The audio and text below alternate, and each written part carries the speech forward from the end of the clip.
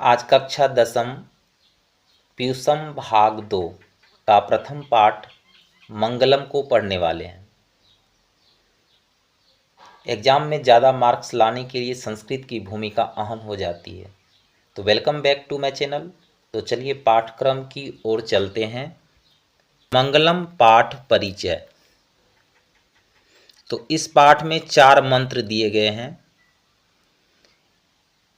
ईशावास्य, कठ, मुंडक तथा श्वेताश्वर नामक उपनिषदों से संकलित है। ये मंगलाचरण के रूप में पठनीय है। वैदिक साहित्य में विशुद्ध आध्यात्मिक ग्रंथों के रूप में उपनिषदों का महत्व है। इन्हें पढ़ने से परम सत्ता के प्रति श्रद्धा उत्पन्न होती है, सत्य के अन्वेषण की प्रवृत्ति होती है तथा आध्यात्मिक खोज की उत्सुकता होती है। उपनिषद ग्रंथ विभिन्न वेदों से संबद्ध है। ये 5 वाक्यों में परिचय एग्जाम में लिखने के लिए आता है, इसलिए इन्हें याद करना अत्यंत आवश्यक है। मंगलम पाठ का परिचय, ठीक है।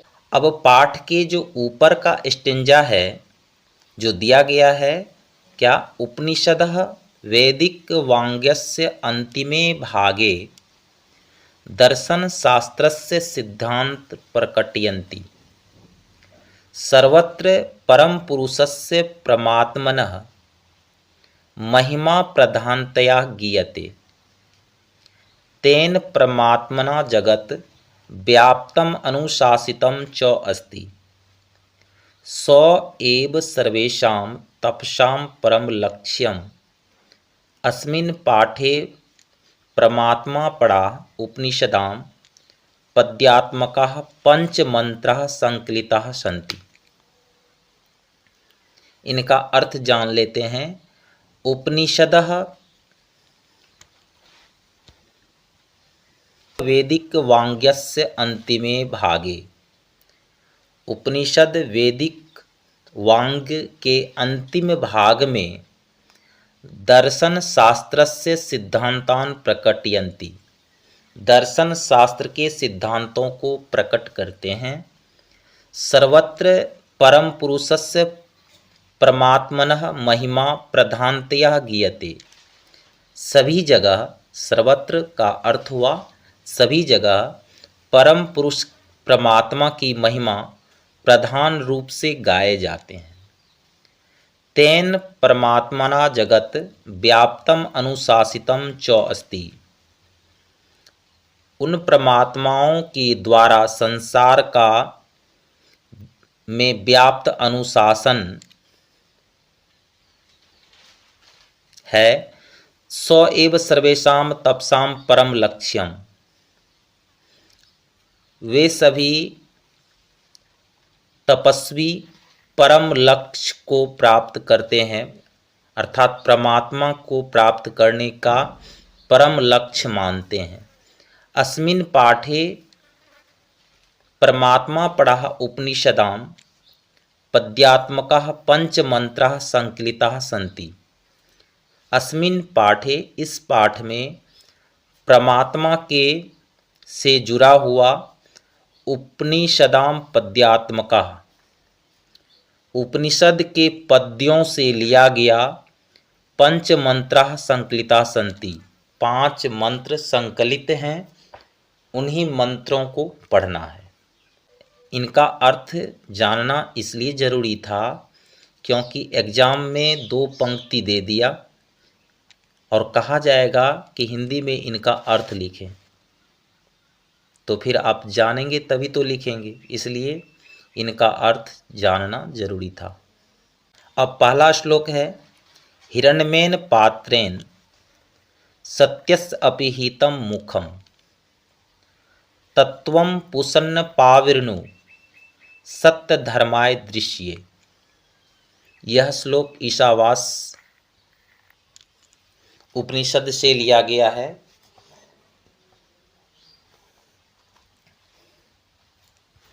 ठीक है।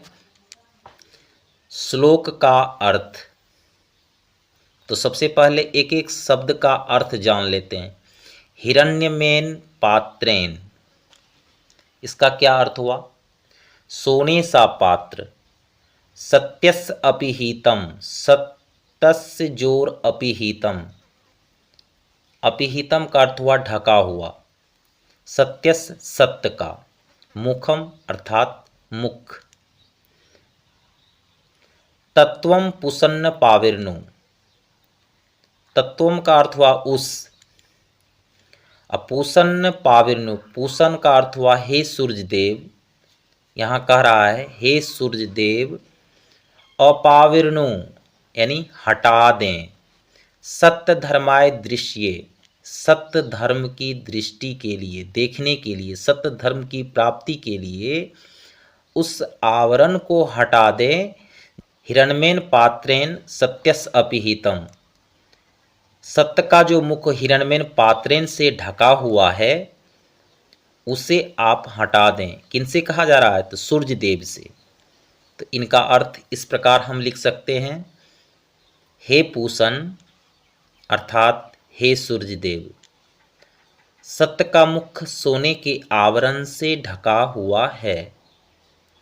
सत्य धर्म के लिए उस आवरण को हटा दें।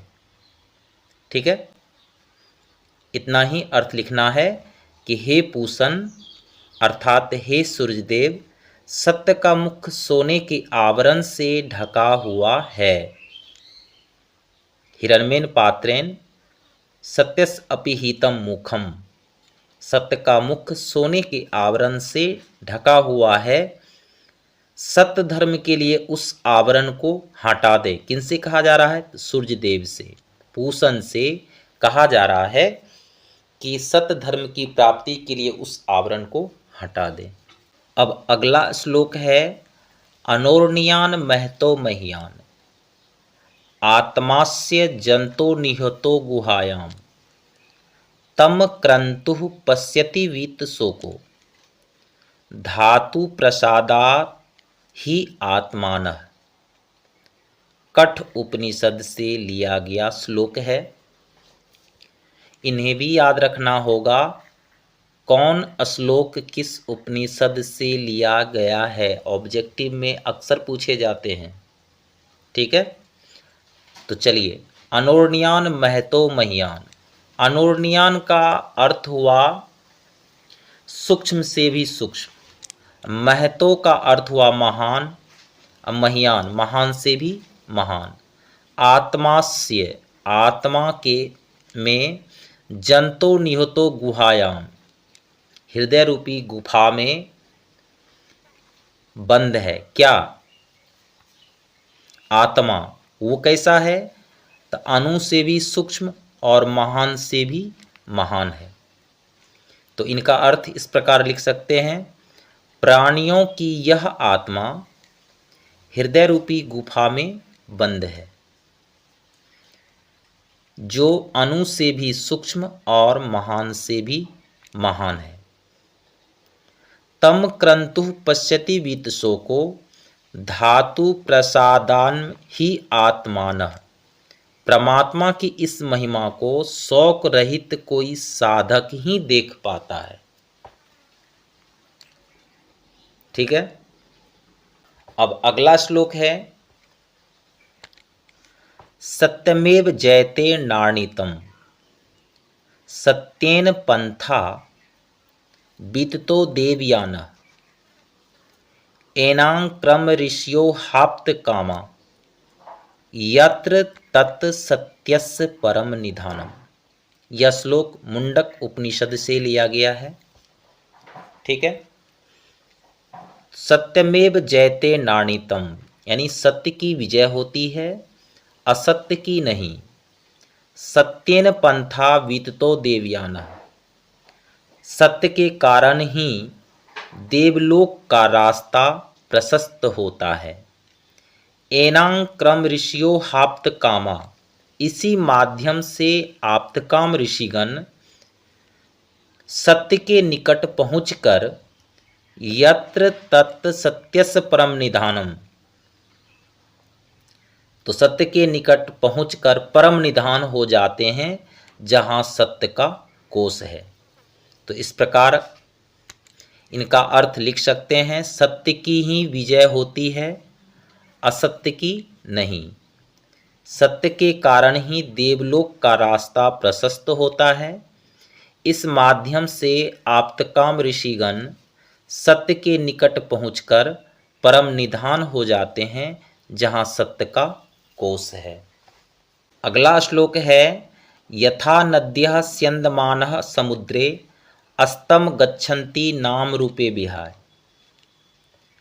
तथा विद्वान नाम रूपापाद विमुक्तः परात्परम पुरुषम उपेति दिव्यम। यह श्लोक मुंडक उपनिषद से लिया गया है। तो यथा नद्यः स्यन्दमानः समुद्रे, जिस प्रकार नदी स्यन्दमानः समुद्रे, समुद्र में मिलती है, किस रूप में, अस्तम गच्छन्ति नाम रूपे विहाय, अपना नाम रूप को छोड़कर, विहाय मैंने छोड़कर, तथा उसी प्रकार विद्वान नाम रूपापाद विमुक्तः, विद्वान ज्ञानी पुरुष अपने नाम रूप को छोड़कर, विमुक्तः छोड़कर, परात्परम पुरुषम उपेति दिव्यम, उस दिव्य परमात्मा परम ब्रह्म को प्राप्त कर लेते हैं।